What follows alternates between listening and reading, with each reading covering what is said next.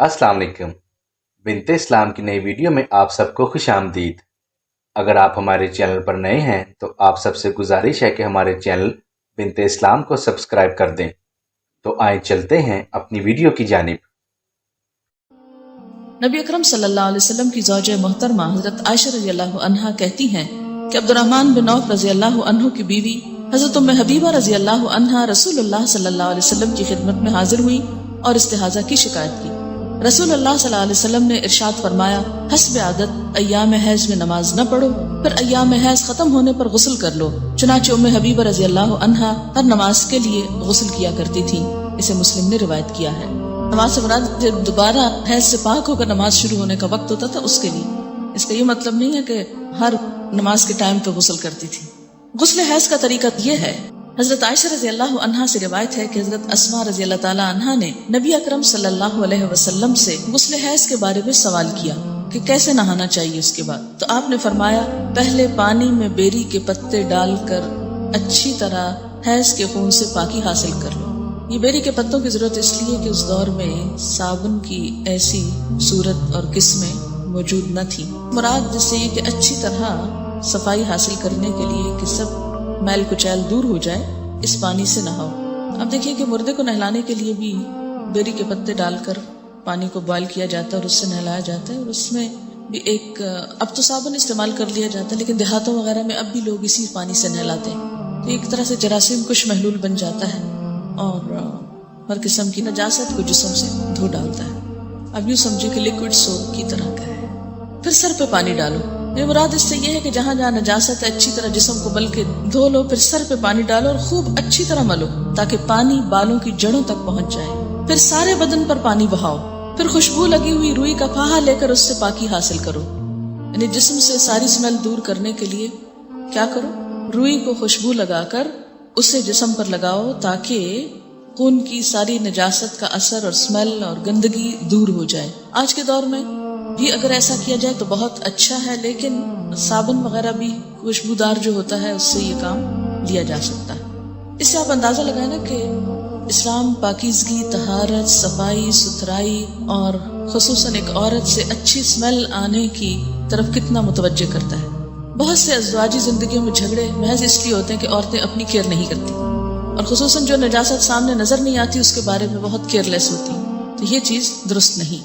इसलिए आप देखें कि अल्लाह के रसूल सल्लल्लाहु अलैहि वसल्लम ने अगरचे मसले में कितनी हया है, लेकिन इसके बावजूद अच्छी तरह खोल के बात समझाई ताकि कोई भी इबहाम न रहे। हजरत अस्मा रज़ियल्लाहु ताला अन्हा ने अर्ज किया, रुई के फाहे से पाकी किस तरह, यानी कॉटन बड से किस तरह? आप सल्लल्लाहु अलैहि वसल्लम ने फरमाया, सुभान अल्लाह, पाकी हासिल करो। यानी अब आप इससे ज्यादा और क्या डिटेल बता दें। यानी इट्स अंडरस्टूड के रुई के ऊपर खुशबू लगा के जिस्म के उस हिस्से पे लगाओ कि जहाँ नजासत के असरात रहे हैं ताकि वो सब कुछ दूर हो जाए। हजरत आयशा रज़ियल्लाहु अन्हा ने आस्था से बताया कि हैज की जगह पर लगाओ। फिर हजरत अस्मा ने गुस्ले जनाबत का सवाल किया तो आप सल्लल्लाहु अलैहि वसल्लम ने फरमाया, पहले पानी से अच्छी तरह इस्तंजा करो, फिर सर पर अच्छी तरह पानी डालकर मलना चाहिए ताकि पानी बालों की जड़ों तक पहुंच जाए। फिर पूरे बदन पर पानी डालो। हजरत आयशा रज़ियल्लाहु ताला अन्हा कहती हैं कि अंसार की औरतें भी क्या खूब औरतें हैं कि दीन की बातें पूछने में शर्म महसूस नहीं करती। इसे मुस्लिम ने रिवायत किया। औरत के सर के बालों की जड़ों में चोटी खोले बगैर पानी पहुंच सके तो चोटी खोलना जरूरी नहीं, लेकिन अगर न पहुंच सके तो खोलना जरूरी है। क्योंकि बाज ममालिक में खवातीन के बाल, मसलन अफ्रीकन कंट्रीज में आपने देखा होगा, इतने थिक होते हैं कि आसानी से उंगली उनमें से नहीं गुजरती। और बाज चोटियां इस तरह जैसे हमारे यहाँ फ्रंटियर के इलाके में इतनी बारीक बारीक बालों से बनाई भी होती हैं और उनको आपस में फिर उनके डिजाइन बने हुए होते हैं। और बाज़ तो वो इस तरह चिपका भी दी जाती हैं कि जिससे स्किन तक पानी डायरेक्ट नहीं पहुंच सकता। तो ऐसी सूरत में फिर उन मेंढियों को खोल देना चाहिए। अन उम्मे सलमा रज़ियल्लाहु अन्हा क़ालत क़ुल्तु या रसूलल्लाह सल्लल्लाहु अलैहि वसल्लम इन्नी इम्रअतुन अशद्दु ज़फ़्र रअसी अफ़अनक़ुदुहु लिग़ुस्लिल जनाबा क़ाल ला इन्नमा यकफ़ीकि अन तहसी अला रअसिकि थलास हसयातिन सुम्मा तुफ़ीदीन अलैकिल माअ फ़ततहरीन। रवाहु मुस्लिम।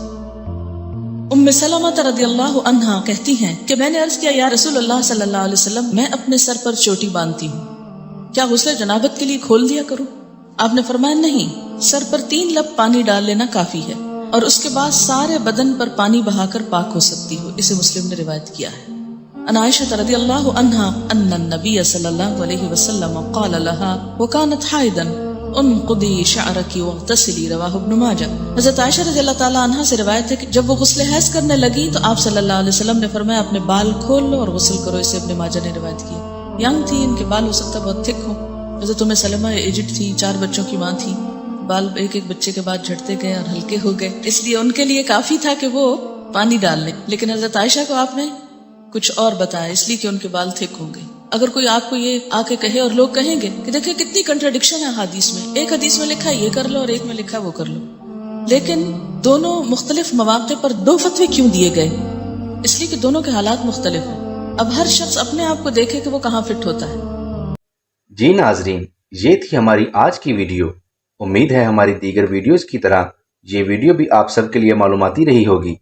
اگر آپ کو ہماری یہ ویڈیو پسند آئی ہے تو اسے لائک اور شیئر کرنا مت بھولیے گا، اور اپنا فیڈ بیک ہمیں کمنٹس باکس کے ذریعے ضرور بتائیے گا، اور ساتھ ہی ساتھ ہمارے چینل بنت اسلام کو سبسکرائب کر کے بیل آئیکن کو پریس کر دیجیے گا تاکہ ہماری ہر آنے والی نئی ویڈیو آپ کو جلد سے جلد موصول ہو سکے۔